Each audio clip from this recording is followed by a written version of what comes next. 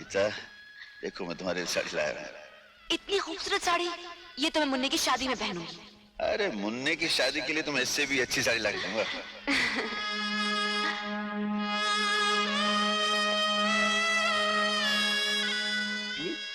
पापा, कॉमिक में लिखा है कि काजल लगाने से आंखों की रोशनी बढ़ती है। कॉमिक की सारा दिन पढ़ता रहेगा, स्कूल जाने की तैयारी भी करेगा। चल भाग, यस भाग, चल।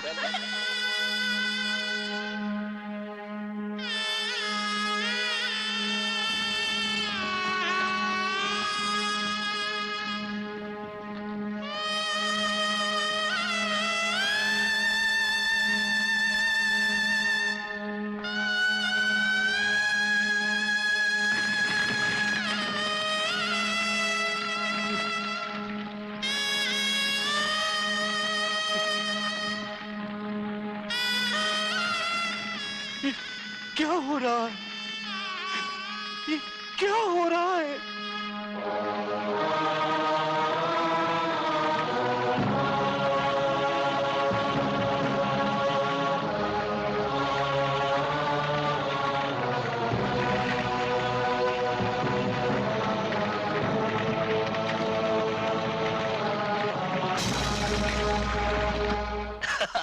अरे ये तो कुछ नहीं है। उसके बाद हम लोग सुबह से लेकर शाम क्या बात है भैया, आप अकेले आए? आज तो मुन्ना का बर्थडे है ना? ना हाथ में केक, ना साथ में मुन्ना और भाभी।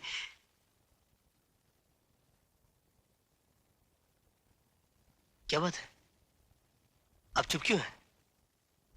मुन्ना और भाभी नाराज है मुझसे। अरे पागले, ये कैसे हो सकता है? तेरी भाभी मुन्ना तुझसे नाराज हो सकते हैं? कोई बात तो जरूर है, वरना आज खुशी के मौके पर आपकी आंखों में आंसू। तो अपने मुन्ना से, अपनी भाभी से कितना प्यार करता है, यही सोचकर आंखों में आंसू भर आए। नहीं भैया, बात कुछ और है। मेरा दिल घबरा रहा भैया, आप मुझे उनके पास ले चलिए। अरे नहीं, ऐसा मत बोल। तू उनके पास नहीं जा सकता। क्यों नहीं जा सकता? क्यों नहीं जा सकता? तू मुझे अकेला छोड़कर जाना चाहता है? तू भी उनकी तरह मुझे अकेला छोड़ के जाना चाहता है? भैया। अजीत, तेरा मुन्ना, तेरी भाभी, हम दोनों को इस दुनिया में अकेला छोड़कर चले गए। हम दोनों को अकेला छोड़कर। नहीं भैया, ऐसा नहीं हो सकता, ऐसा नहीं हो सकता। अरे पगले, उन दोनों की चिताएं जलाकर मैं तेरे सामने जिंदा खड़ा हूं। हाँ? भैया, मैं यहाँ नहीं रहूंगा, मैं यहाँ नहीं रहूंगा। पागल हो गया है? अभी तेरा जख्म कच्चा है, टांगे टूट गए तो कुछ भी हो सकता है। अरे भैया, जब जिंदगी के टांगे टूट गए तो ये टांगे संभाल के क्या करूंगा मैं? अजीत, अजीत,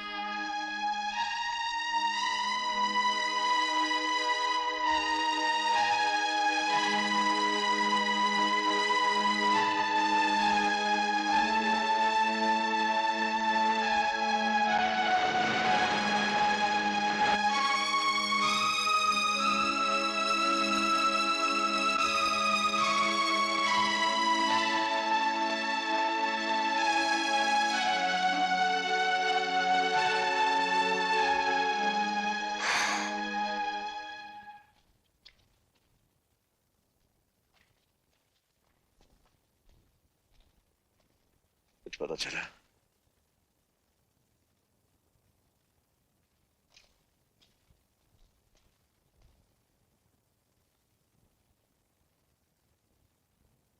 भैया, क्या ये आपका हाल भाभी नहीं देखती होगी?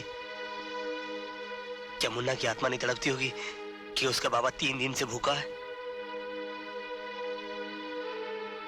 जिस दरिंदे ने हमारी सारी खुशी, हमारी जिंदगी बर्बाद की, वो अभी तक जिंदा है और उसे खत्म करने के लिए हमारा जिंदा रहना बहुत जरूरी है। खाना खा लो भैया।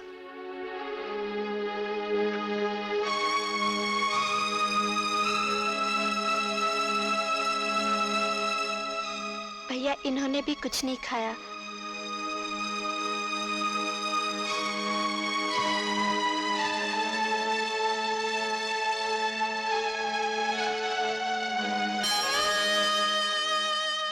भगवान, मेरे भाई की हालत हो गई। मैंने उफ तक नहीं की। प्रभु, तेरे सामने अपने इन हाथों से अपनी पत्नी, अपने दिल के टुकड़े की चिता को आग दी। मेरी जिंदगी भी चाहिए तो मार डाल मुझे, बस थोड़ी सी मोहलत और दे दे भगवान। मैं बदले की आग में चल रहा हूं। प्रभु, एक बार उस राक्षस का सामना करवा दे और मुझे इतनी शक्ति दे मालिक कि मैं उसका नाम निशान मिटा दूं, उसे खत्म कर दो। भगवान मुझे शक्ति दे, मुझे शक्ति दे भगवान, मुझे शक्ति दे। जब मेरे आदमियों को नहीं मालूम तो अर्जुन सिंह को कैसे पता चलेगा कि मैं कौन हूं? You are right boss. खैर, वो लड़की जो हमारे हाथों से बच गई थी, वो हमारे बिस्तर की जीनत कब बनेगी?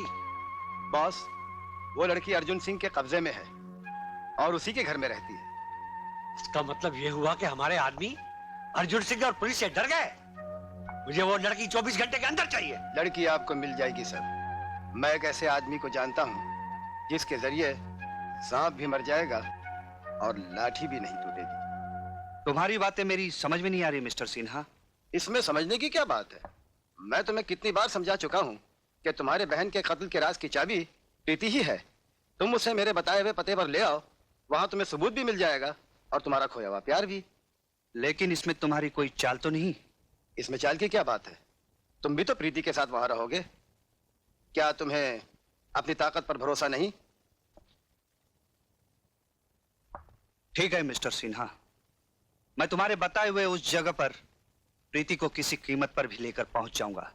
लेकिन एक बात याद रखना, अगर वहां पहुंचने के बाद तुमने मेरी बहन के कत्ल का सबूत नहीं दिया या तुम्हारे इरादे गलत निकले तो मैं तुम्हें ऐसी बेदर्दी से मारूंगा कि तुम्हारे घर वाले तुम्हारी लाश पहचानने से भी इनकार कर देंगे। ये हुई नंबर 2 वाली बात। ये लो अंगूठी। रीछा नाम का एक शख्स तुम्हारे साथ रहेगा जो इस अंगूठी का गुलाम है। ताकत तो उसमें हाथी की है, लेकिन अक्ल चींटी से भी कम। लेकिन रीछा की मदद की जरूरत मुझे क्यों पड़ेगी? You never know. I am sorry Hemant, Arjun Singh से पूछे बगैर मैं इस घर से एक कदम भी बाहर नहीं रख सकती। इसका मतलब है तुम भी नहीं चाहती कि मेरे बहन के कत्ल का राज मुझे मिल जाए? ये बात नहीं है हेमंत, तुमको खामखा ये गलत फहमी हो गई है कि अजीत तुम्हारी बहन का कातिल है। कुछ भी हो प्रीति, तुम्हें मेरे साथ चलना चाहिए। मैंने कह दिया ना, अर्जुन सिंह से पूछे बगैर मैं इस घर से बाहर नहीं जा सकती।